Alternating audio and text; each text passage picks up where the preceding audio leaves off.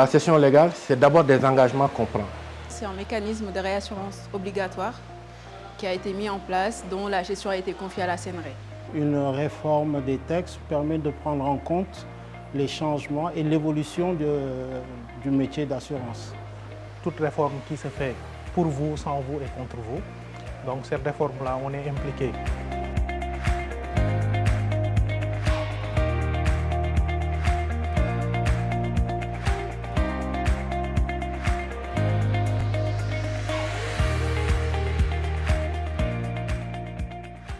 Je suis Mohamed Siradji Kane, je suis le responsable du département souscription de Sunu Assurance IARD Sénégal.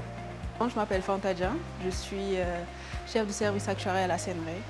C'est Jean-Claude Gomis, responsable transport à la Sonam Assurance. Moi c'est Baye Magueye, je suis à la CNRE et je suis en charge du marché local et des pays limitrophes du Sénégal.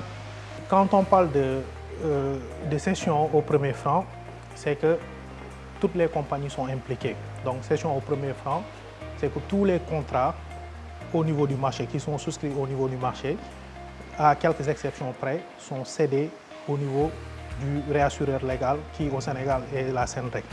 Si on prend la cession légale au premier franc, sur toutes les affaires souscrites par un assureur, il a une obligation de céder une part des primes qu'il reçoit à la CNRE.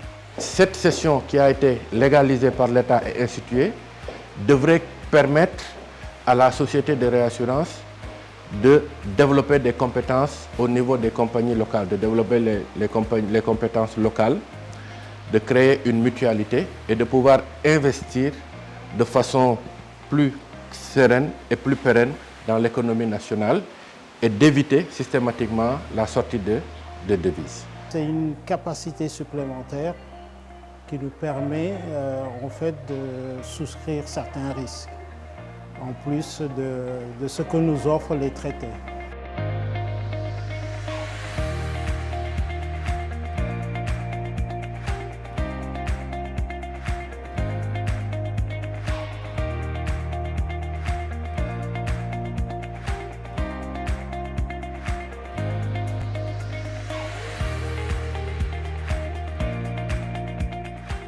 La cession légale change, mais elle ne change pas dans son socle, c'est-à-dire elle ne change pas dans sa réalité structurelle historique, mais elle change dans son fonctionnement.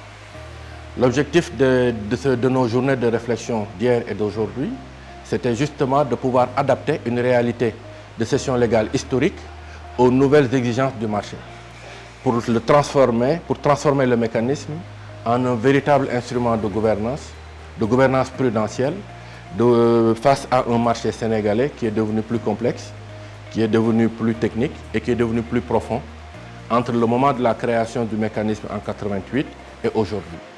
Et aujourd'hui, ce qui change, c'est très simple. Ce qui change, c'est d'abord la traçabilité de la transmission d'informations. Il faut la rendre plus fluide, plus auditable, mais justement préparer la digitalisation qui est devenue incontournable dans la relation entre le réassureur national et les cédantes au niveau local.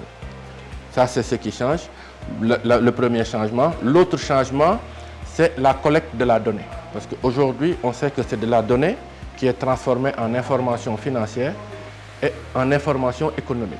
Aussi bien pour le régulateur, pour les cédantes elles-mêmes, pour une meilleure connaissance du marché, mais aussi pour les autorités de ce pays-là et pour la CNRE et pour le marché globalement. Donc aujourd'hui, il faut organiser tout ça, la collecte, la transmission et aussi la redistribution de l'information, de la donnée comme étant une information. Tout changement est difficile.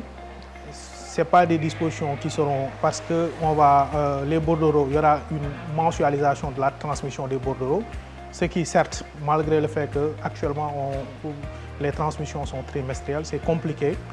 Mais je pense qu'avec, disons, l'aide et la sensibilisation au niveau des compagnies d'assurance, je pense que c'est une mesure qui peut passer aisément au niveau des compagnies. Donc, il faut une information qu'on puisse communiquer au niveau des compagnies et au-delà de la communication, qu'on puisse former également les personnes qui sont chargées de transmettre ces bordereaux-là pour que ces mesures-là soient beaucoup plus faciles à appliquer. L'objectif de la rencontre d'hier et d'aujourd'hui, c'était justement de partager ces nouveaux changements-là avec les acteurs qui sont censés l'appliquer. Parce que cela va impliquer de leur part des changements d'habitude. Cela va impliquer de leur part une nouvelle conception et une nouvelle acception du mécanisme qu'ils vont devoir adapter avec leurs outils et qu'ils vont devoir insérer dans leur quotidien. Les outils, c'est d'abord améliorer les systèmes d'information au niveau des compagnies. Donc par rapport à, disons, à la saisie des informations dont aura besoin la CNRE.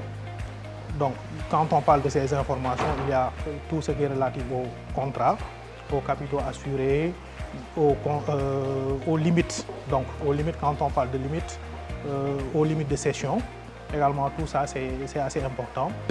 Ce changement qui vient d'intervenir a été amorcé depuis plusieurs années au niveau de la CNRE. Et le changement n'était pas juste, disons, opérationnel ou juste juridique. Il ne s'agissait pas simplement de changer des termes d'un contrat ou de changer les termes d'une convention, mais de mettre tout un écosystème pour accompagner les cédantes pour pouvoir justement, le moment venu, pouvoir l'appliquer et l'adapter de façon très simple et très sereine. C'est pour cela que nous avons pu développer une plateforme digitale au niveau de CNRE qui aujourd'hui devrait permettre la facilité de gestion, la transmission de l'information, mais aussi réguler les interactions entre la CNRE et ses cédantes locales. Cette plateforme est déjà prête. On l'avait déjà testée au niveau des cédantes, on a eu des remontées. Aujourd'hui, nous sommes dans la dernière phase opérationnelle et de mise en œuvre qui ne va pas tarder et qui va suivre un peu la réforme qui est en cours.